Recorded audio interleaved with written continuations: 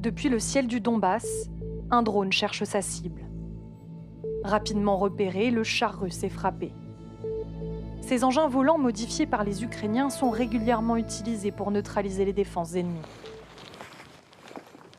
Dmitro est le commandant d'une unité spéciale de dronistes appartenant à la garde nationale ukrainienne. Entrepreneur dans la tech en temps de paix, il modifie désormais les drones commerciaux.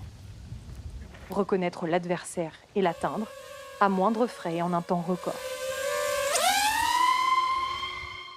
Ça, ce sont des drones civils que nous utilisons pour le renseignement militaire. Notre objectif, c'est de voler à très grande vitesse afin de repérer l'ennemi. Cette technologie a été un facteur déterminant dans les récentes reprises territoriales.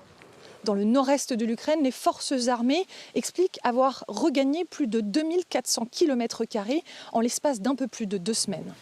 Retour à la base.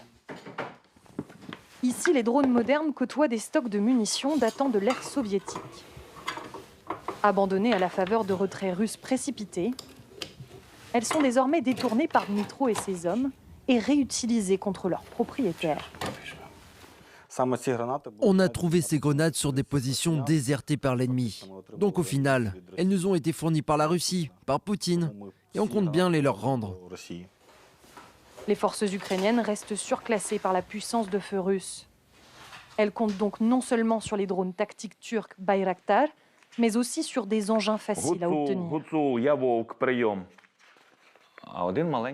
Nous avons des drones minuscules qui, en larguant une charge explosive, peuvent détruire un char qui coûte 3 à 5 millions de dollars. Concrètement, cela signifie que nous voyons et entendons mieux que la soi-disant deuxième plus grande armée du monde. Plusieurs drones de ce bataillon ont été transférés aux forces ukrainiennes sur le front sud, en pleine contre-offensive dans la région de Kherson. Une guerre aérienne pour consolider les reconquêtes territoriales, aidée par des pilotes qui n'ont pas acquitté la terre ferme.